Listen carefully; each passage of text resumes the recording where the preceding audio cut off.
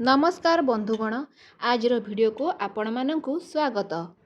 आज भिडियो रे आमे जानिबा कम गैस रे किपरि रोसई करि परिबा। गृहिणी मानक पई किछि जरूरी टिप्स। कम गैस रे रोसई करिबा आज समय रे गृहिणी मानक पई बहुत दरकारी। गैस दाम बढ़ुथिबारु एवं गैस रो अभाव हेतु एहाको सठिक भाव रे व्यवहार करिबा आवश्यक। जदि आमे किछि सहज व चतुर उपाय अनुसरण करिबा तेबे गैस रो खर्च कमिबा सह रोसई मध्य शीघ्र व सुविधाजनक हेबो। एबेर समय रे जेमिति हु होई गैस दर बढ़ी चलीछि एवं गैस रो अभाव सृष्टि होईछि। गृहिणी माने ए सब टिप्स जानिबा निहात जरूरी जेपरि कि गैस रो खर्च कम हेबो। एठारे आज भिडियो रे एक विस्तृत आलोचना दिया जाउछि किपरि कम गैस रे रोसई करिवे। प्रथमे आमे बुझिबा दरकार जे गैस बंचाइबार मूल मंत्र हेउछि प्लानिंग। जदि आपण रोसई पूर्वरु योजना करंती तेबे अनेक गैस संचय होई परिबो। जेपरि कि कौन कौन खाद्य रांधिबे केते समय लागिबो ए सबु आगरु भाबिले अनावश्यक गैस जळिबाकू देबे नाही। आपण आगरु ही भाबी रखंतु जे आज आपण कौन रोसई करिवे केते समय रोसई करिवे एहा द्वारा आपणकर अजथा गैस नष्ट हेबो नाही। रोसई समय रे ए सबु भाबिले गैस रो नष्ट अधिका हुए।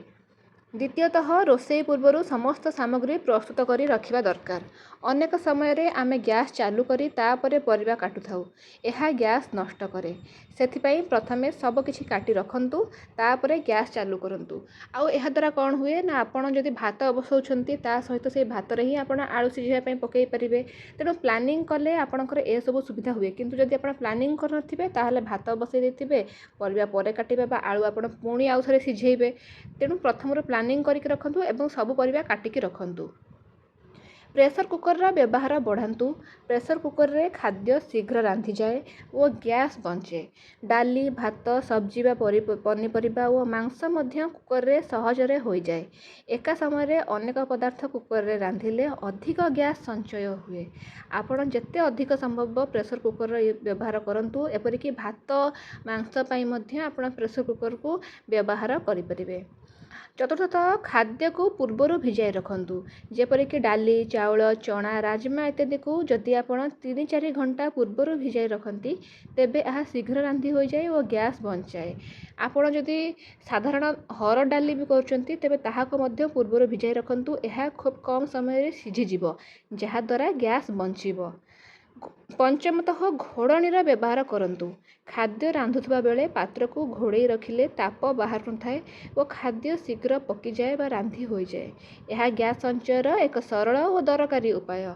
जेते बेले भी आपण रोसई करचंती सब बेले खाद्य को घोड़े की रोसई करंतु। एपरि कि भजाटिए भाजिले मध्य एहाको आपण घोड़े की रखंतु घोड़े की भाजंतु।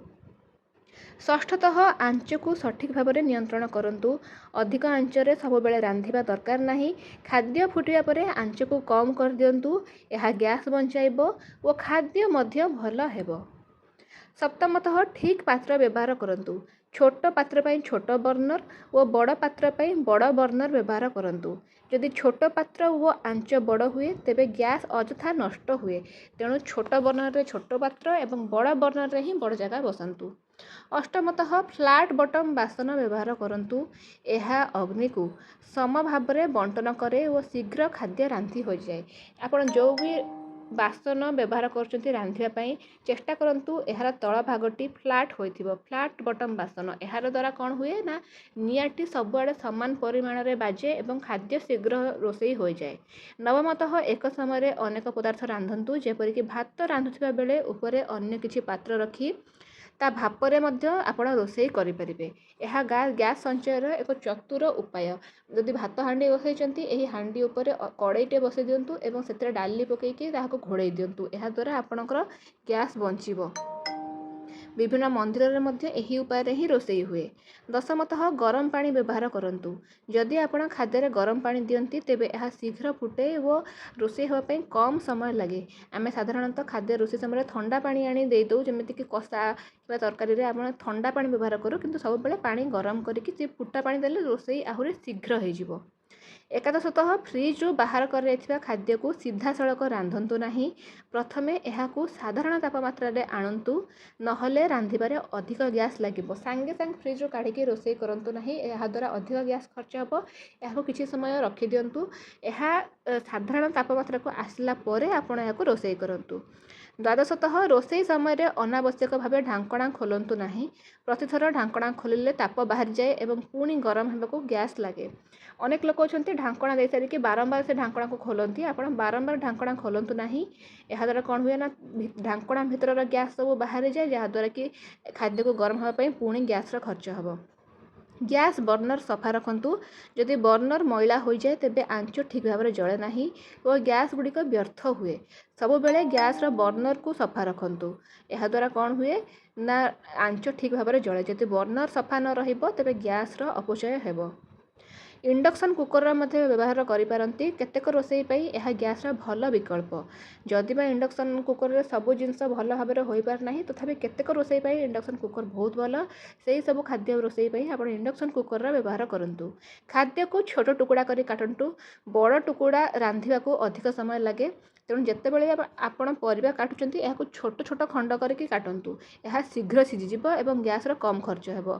ବଡ଼ ଟୁକୁଡ଼ା ହେଲେ ଏହା ସିଝିବାକୁ ସମୟ ଲାଗିବ ଏବଂ ଗ୍ୟାସ୍ର ଅଧିକ ଖର୍ଚ୍ଚ ହେବ। ଗ୍ୟାସ୍ ଲିକେଜ୍ ଯାଞ୍ଚ କରନ୍ତୁ। ଯଦି ଗ୍ୟାସ୍ ଲିକ୍ ହେଉଛି ତେବେ ଏହା ଅପଚୟ ଓ ବିପଦଜନକ ମଧ୍ୟ ହୋଇପାରେ। ରୋଷେଇ ପରେ ସର୍ବଦା ଗ୍ୟାସ୍ ବନ୍ଦ କରନ୍ତୁ। ଅନେକ ସମୟରେ ଆମେ ଭୁଲି ଯାଉ ଏବଂ ଗ୍ୟାସ୍ ବ୍ୟର୍ଥ ହୁଏ। ସର୍ବଦା ରୋଷେଇ କରିସାରି ଆପଣ ରେଗୁଲେଟରକୁ ଅଫ୍ କରନ୍ତୁ। ଥର୍ମାଲ୍ କୁକିଂ ବ୍ୟବହାର କରନ୍ତୁ। ଏକଥର ଫୁଟିଲେ ଆଞ୍ଚ ବନ୍ଦ କରି ଏହାକୁ ଢାଙ୍କୁଣି ରଖିଲେ ମଧ୍ୟ ଖାଦ୍ୟ ଧୀରେ ଧୀରେ ରୋଷେଇ ହୋଇଯାଏ ବା ସିଝିଯାଏ। ଅର୍ଥାତ୍ ଆପଣ ପ୍ରେସର କୁକର୍ରେ ଯଦି ଖାଦ୍ୟ ବସାଉଛନ୍ତି, ସିଟି ମାରିସାରିଲା ପରେ ଗ୍ୟାସ୍ଟିକୁ ବନ୍ଦ କରିଦିଅନ୍ତୁ ଏବଂ ସଙ୍ଗେ ସଙ୍ଗେ ତୁରନ୍ତ ପ୍ରେସର କୁକର୍ର ଢାଙ୍କୁଣି ଖୋଲନ୍ତୁ ନାହିଁ। ଗ୍ୟାସ୍କୁ ତା ଭିତରେ ରହିବାକୁ ଦିଅନ୍ତୁ। ଏହାଦ୍ୱାରା ଖାଦ୍ୟ ଶୀଘ୍ର ସିଝିଯିବ। ରୋଷେଇର ସମୟ ନିର୍ଦ୍ଧାରଣ କରନ୍ତୁ। ସବୁ କାମ ଏକାବେଳେ କଲେ ଗ୍ୟାସ୍ ସଞ୍ଚୟ ହୁଏ। ଅଭ୍ୟାସ ଓ ଅନୁଭବ ଦ୍ୱାରା ଆପଣ ନିଜେ ନୂତନ ଉପାୟ ଶିଖିପାରିବେ। ଏଭଳି ଛୋଟ ଛୋଟ ଉପାୟ ଅନୁସରଣ କଲେ ଆପଣଙ୍କର ଗ୍ୟାସ୍ର ଅପଚୟ ମଧ୍ୟ ବଞ୍ଚିବ ଏବଂ ଗ୍ୟାସ୍ ଅନେକ ଦିନ ଯାଏଁ ଚାଲିବ। ତେଣୁ କରିକି ଆପଣ ଗ୍ୟାସ୍ର ଖର୍ଚ୍ଚକୁ ରୋକିପାରିବେ ଏବଂ ଏହା କେବଳ ଅର୍ଥ ନୁହେଁ, ଏହା ସମୟର ମଧ୍ୟ ସଞ୍ଚୟ କରିବ ଏବଂ ଏହାଦ୍ୱାରା ପରିବେଶର ମଧ୍ୟ ସୁରକ୍ଷା ଘଟିବ।